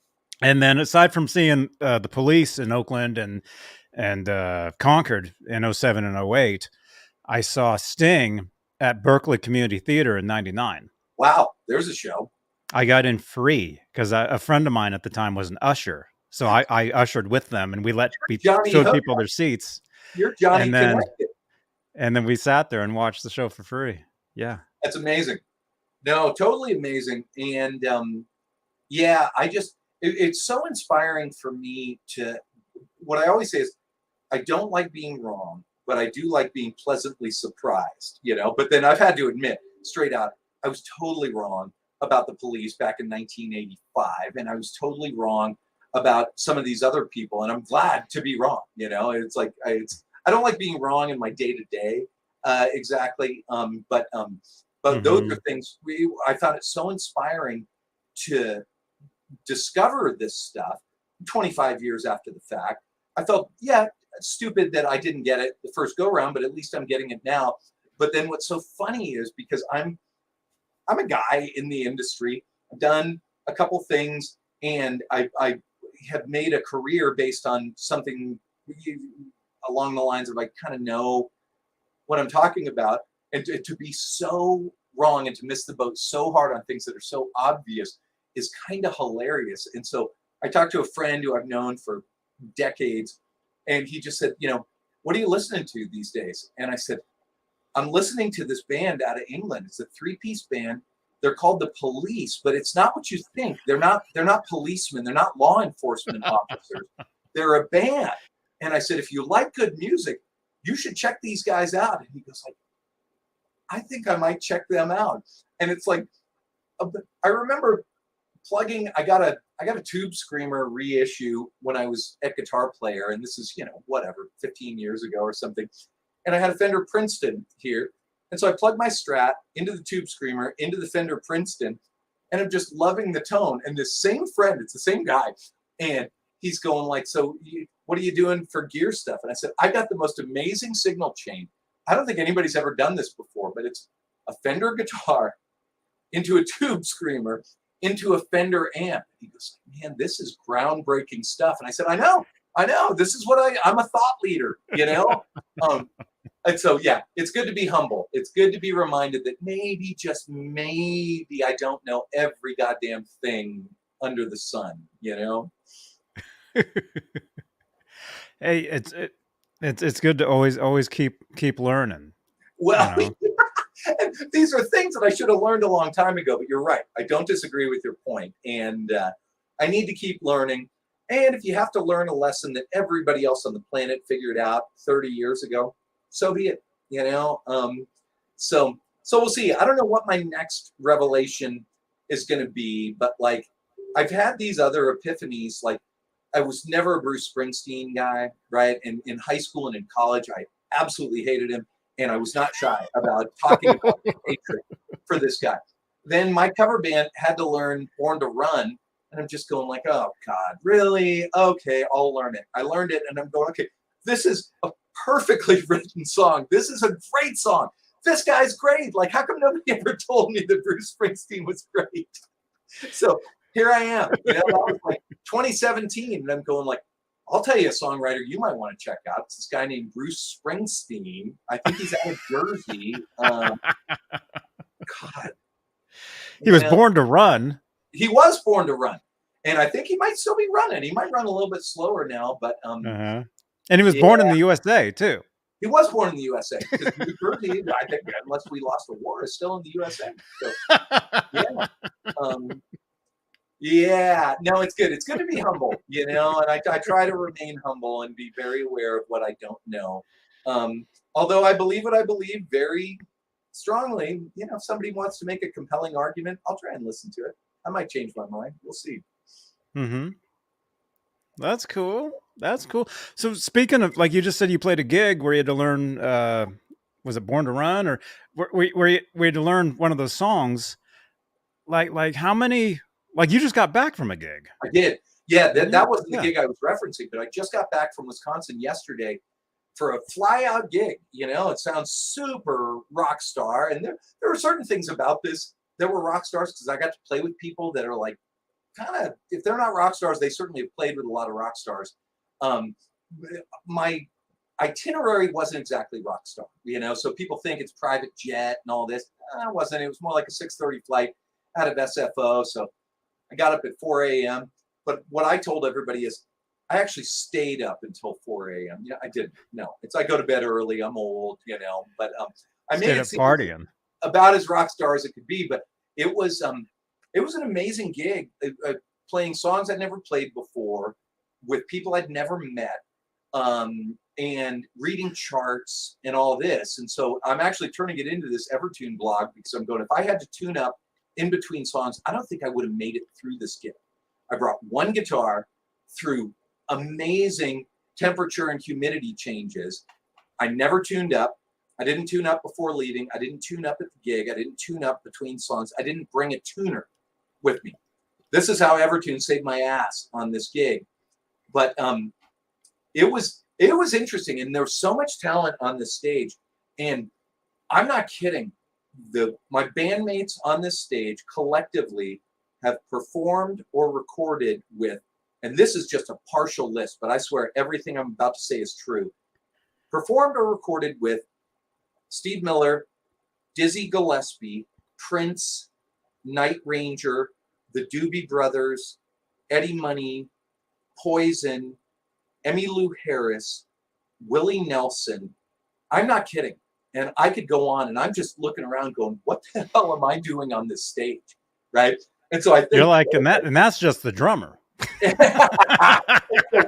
it's I think I know why I was on the stage. I think I was the token rocker, right? And so I needed to bring the rock with this. Even though these people can rock, but they, you know, just you can tell their roots are in jazz and R&B and all this kind of stuff. They can play anything. These people can play absolutely anything, and so yeah, so it was really cool. It's the most challenging gig that I've done in a long, long time, but I think I did okay. I think, you know, there are always things maybe you could do different, and no rehearsal whatsoever. So we essentially did a sound check and we went on, and that was it. That's what I was going to ask you. But first of all, Megatod707, thank you so much for the super chat, man. Megatod. Entertaining and educational. That's what we like to bring you. That's what we like to bring here. Oh, he changed the color behind you. Now yeah, see? Look at that. Magic. We're going green. Magic. It's magical. See, but we like to entertain and educate. You know, that's what we do here. Oh, that makes me happy. Thank you. Megatod, thank you so much. So yeah, so let me ask you. So you said you were reading charts. You were there was no rehearsal.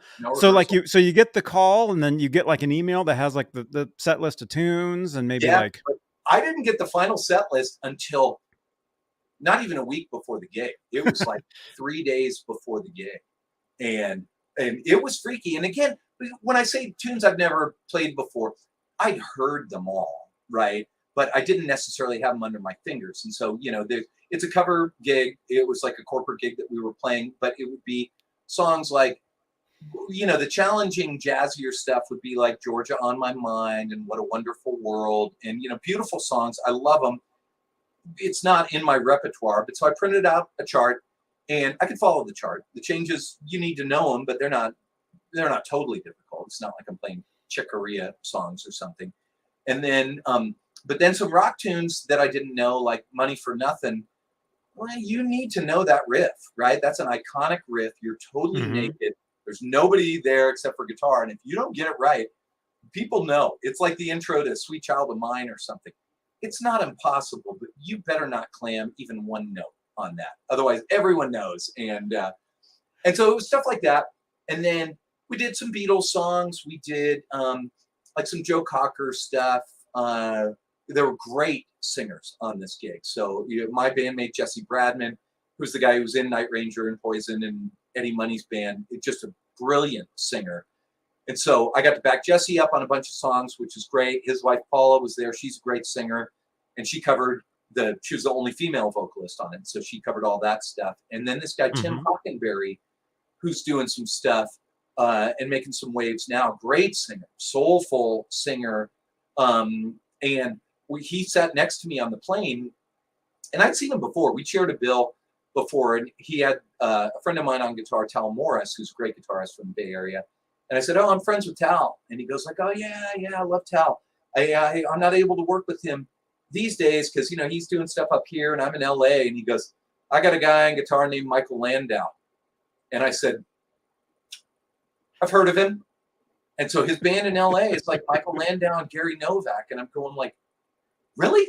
I got to play guitar next to you, and you work with Michael Landau? Like, how am I going to do this?"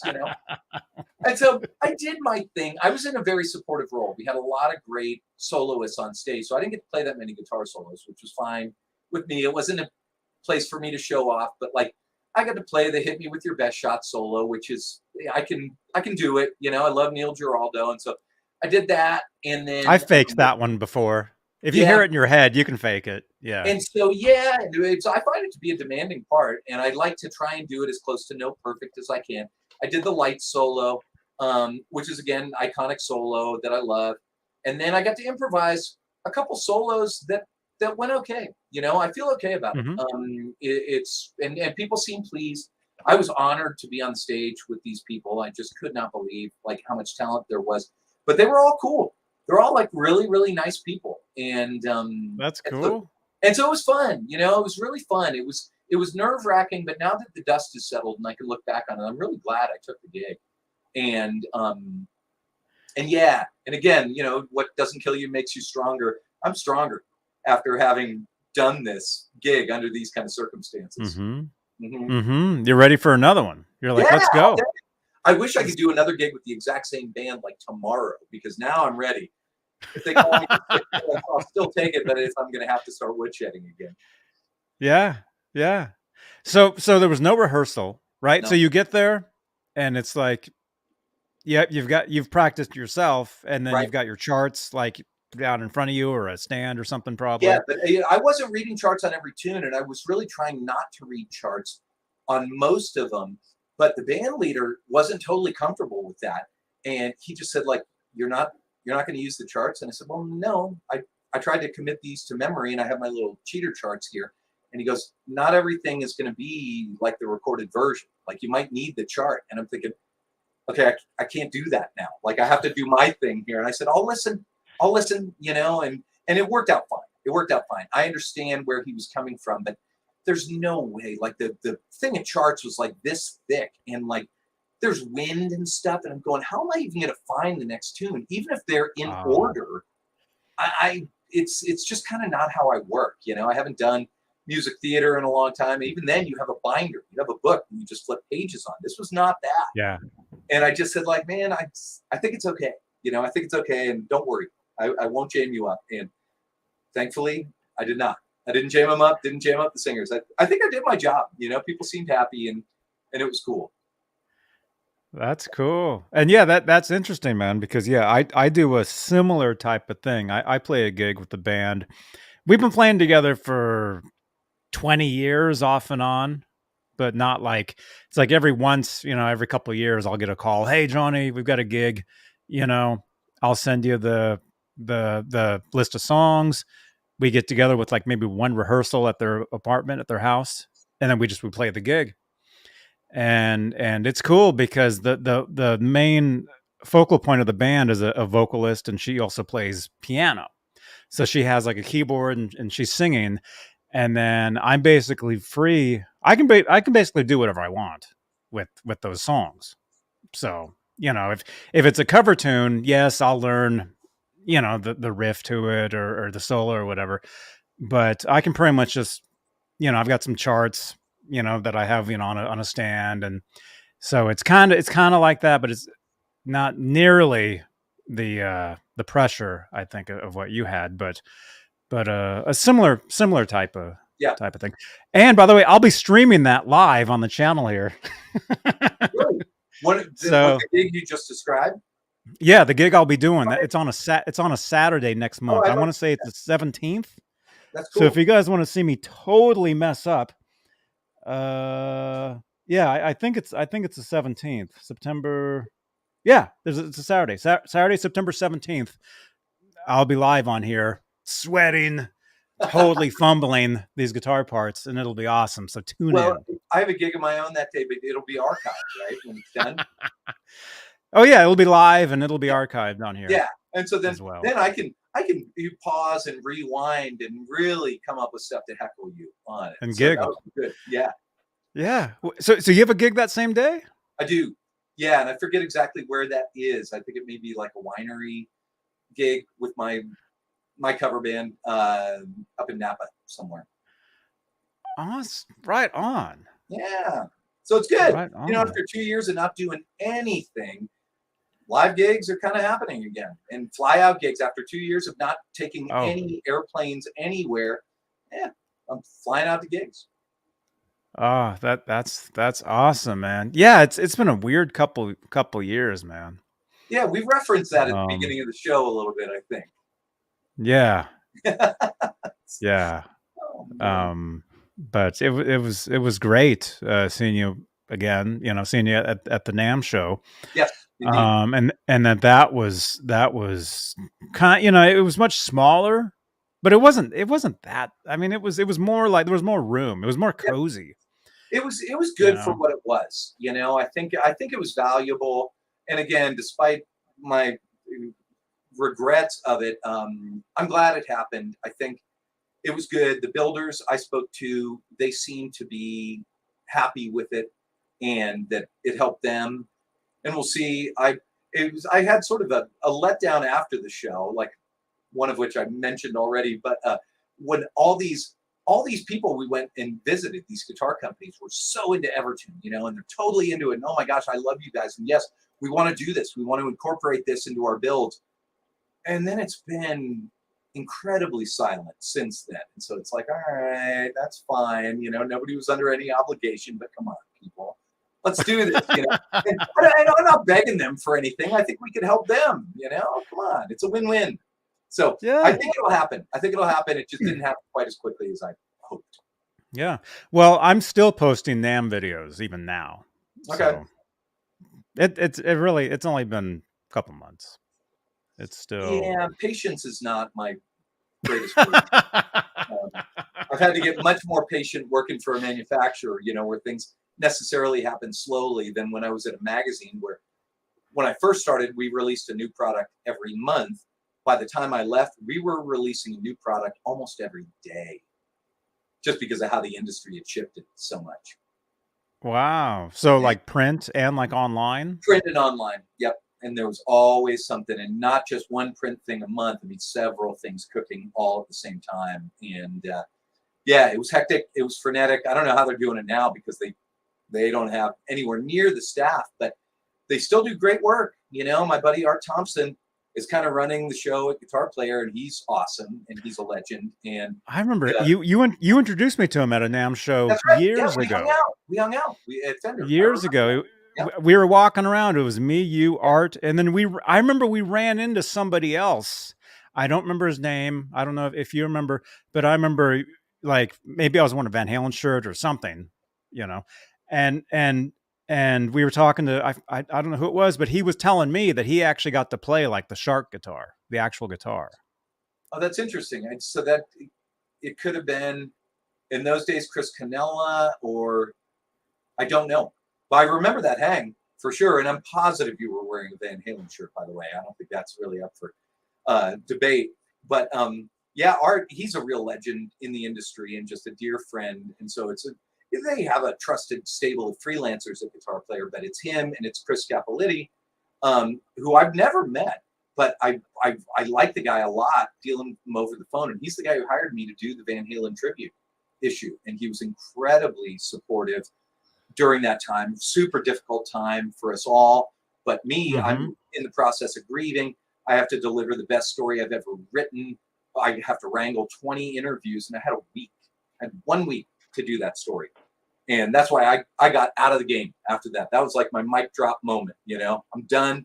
Yeah, how are you gonna write about the rhythm guitarist in a band you've never heard of when you just did the Eddie Van Halen tribute story? And I just thought, I can't do that. And I have a job now. I work for a manufacturer, and so I still love them, and Guitar Player will still always be near and dear to my heart. But I just said, nah, I'm out. I'm done. And And I was mostly done before that, but it's now I'm really done. And again, you want to leave on a high note. I want to be like George Mm-hmm. Costanza, right? So I think I did. Man. Well, speaking of leaving on high notes, I don't Yeah. know. Are we? I thought that actually was a really good segue. I'm going, man, I'm probably out of clever stuff. You should fade to black. Cool. Well, dude, this has been awesome. No, it's And been awesome, and I really appreciate you taking the time and having me on. I always like talking to you, but this has been a really cool conversation, and like, I don't know, we talked about stuff I didn't even know we were going to talk about, but I've really enjoyed it.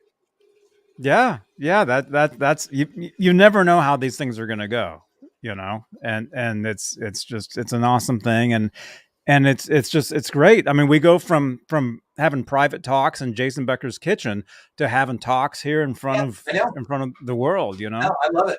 I really do. So yeah, again, thank you, and thanks to all the viewers, and yeah, if anybody has any specific questions, you can just forward them on. I'm always happy to talk about EverTune or Guitar Player Magazine or guitars in general. Yeah.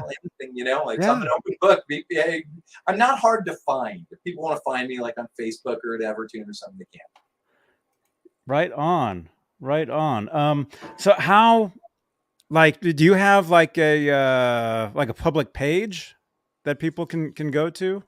I don't really. I mean, I'm bad at that kind of stuff. I have my Facebook account. I don't have per se a presence on the EverTune page, even though there are a bunch of videos that I've shot to demonstrate the bridge and do these kind of things. So people can see me if they want to. I don't know if anybody needs to see me, but no, you guys, MattBlackett.com or anything like that. You guys are doing a show though, right? Isn't there an EverTune YouTube show? Yeah. So yes, I do that. We call it EverTune TV. We just released another episode, and you can find all these on our site at evertune.com. I just did one with this great guitarist and instructor, Martin Miller, who's an Ibanez artist, and he does a lot of stuff, and he does. I was watching that medleys and everything, and so I really like him. He was a super cool guy, had a lot of good stuff to say. So that's the most current episode.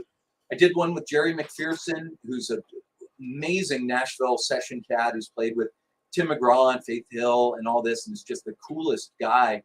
And so yeah, there are several of those. Kiko Loureiro from Megadeth, and so we haven't done a ton of them, but there are many. And so yeah, EverTune TV, you can find those things if people are at all interested, and they have great stuff to say. That's me asking the questions, although I probably babble a lot on those ones too. I don't know. I try not to. And then we've got some interesting people coming up. There we go. And so we will do more of those. And yeah. And so there's that. And so no, most of what I do now is in the service of my gig at EverTune. But yeah, again, I'm not hard to find. People want to find me, they can. Right on. And if I ever want to spend the night over there, I can. So again, where you can find us. Just again, let's have it not be one of those police things, like with the law enforcement officers. But no, that's all good. I love it, and give my best to your cat, Ned. Ned is his name. Oh yeah, he's still there. He's hanging out. Well, he's just hanging on every word that we're saying. There he is. Fascinated by the discussion. And you had said you're a cat person. You had said you're a cat person. So yep, no, I am. And my cat Sass, she came around a lot earlier today when I was doing stuff. She's strangely quiet right now, but if she wanted to come in, I would have put her up on the feed. She's a beautiful cat, but no, right now she seems to be keeping to herself. Oh, well, this guy's cleaning. There you go. That's his right. If we could, we'd all do that. So, but just not on video. Boy, talking about leaving on a high note. Once again, I thank you so much for taking the time, man. It's just great to talk to you, and thank you for letting me. You're welcome. Spread the gospel about EverTune a little bit, and really, what we're doing is just spreading the gospel about guitar in general. That's my thing. That's my life mission. Yeah, and fun, good stuff. Good, excellent. That's what we like. Well, I look forward to talking to you again soon. Yes. So don't hang up. I wanted to talk to you about something before, that's right. after. So we'll dispense with all this really business. quickly. You and I can chit chat. So let me say thank you to our channel members. There we go. Thank you so much for your continued support for this channel and these shows. I will see everybody tomorrow night. Saturday Night Live is what we call it. And I think we'll be doing some like rock music talk, music news. Maybe I'll play some guitar. And then don't forget, you guys, next Friday, radio legend Phil Hendry will be here. And if you guys haven't heard of him, first of all, where have you been? Second of all, you don't want to miss this show. You do not want to miss Phil Hendry. It's going to be just insanity. The guy he might be crazy, but he's amazing. He's amazing. Matt, you know who he is. Yes, I do. You said you heard him. I definitely have heard him. Awesome. Well, hey, awesome, everybody. Thank you so much. And we'll see you guys next time. Johnny Beane TV. Bye-bye.